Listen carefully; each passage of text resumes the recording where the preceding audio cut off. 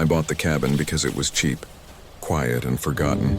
The kind of place real estate agents whisper about because no one wants it and no one asks why.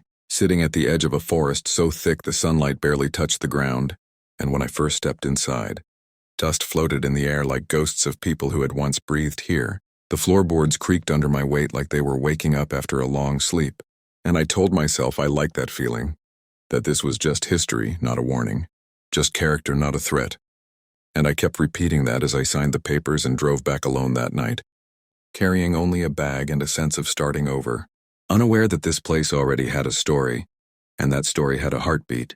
And I only discovered it when I heard the sound coming from beneath the floor, a soft scraping noise, slow and deliberate, not random, not animal, but intentional. And when I found the hidden hatch beneath an old rug in the corner, my hand shook as I lifted it and felt cold air rise from the darkness below. And I expected rats, or pipes or rot, anything normal, but instead a voice rose from the black, a calm female voice that said my name even though I had never spoken it.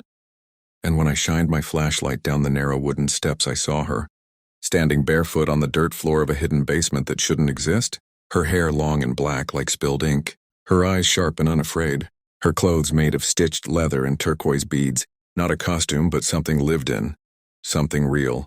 And she looked at me with recognition, not surprise, and said words that cracked my reality in half. She said, "You finally came back.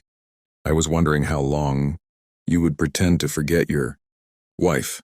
And my mind rejected it instantly. Panic surged. Logic screamed that this was impossible, that I'd never met her, never been here before, never been married to anyone like her.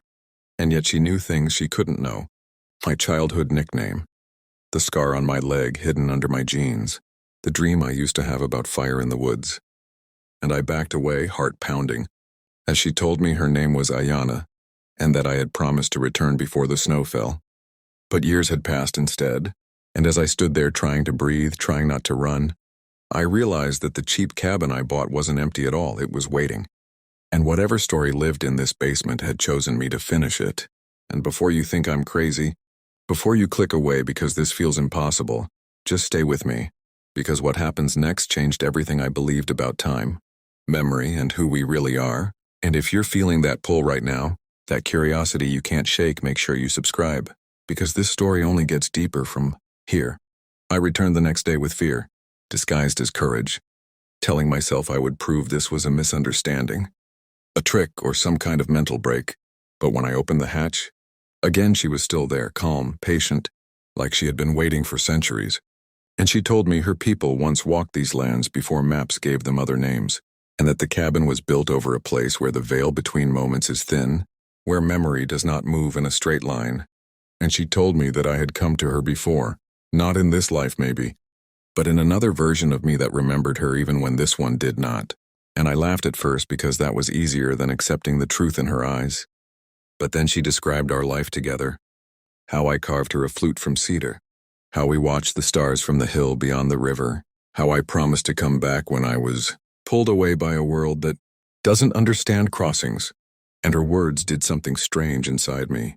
They unlocked feelings with no source, sadness with no memory, longing with no face, and I began to feel like maybe forgetting wasn't my fault.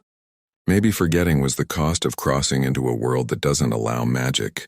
And she said she wasn't trapped in the basement. She stayed because if she left, she would fade, because she existed where memory anchored her, and that memory was me. And suddenly the cabin wasn't just a building. It was a hinge between realities, a doorway between what we remember and what we choose to forget. And I started to believe her not because it made sense, but because it felt true.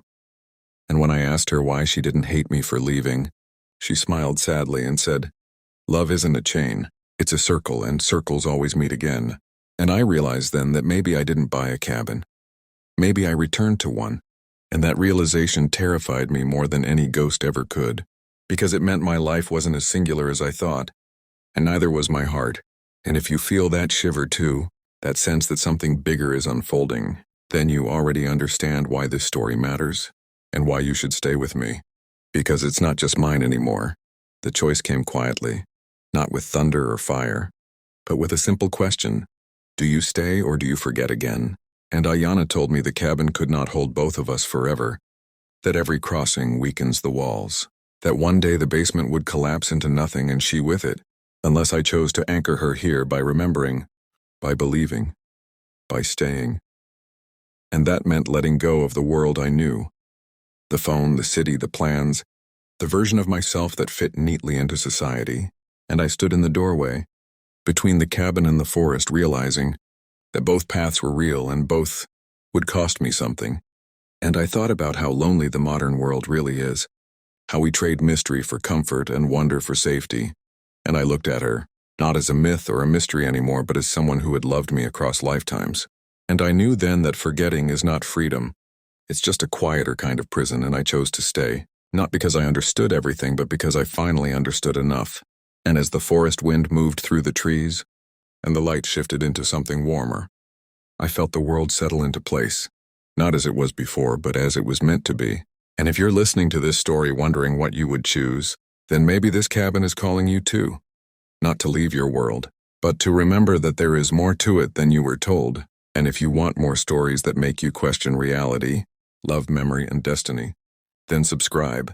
Because this channel is not about escape, it's about remembering who we are.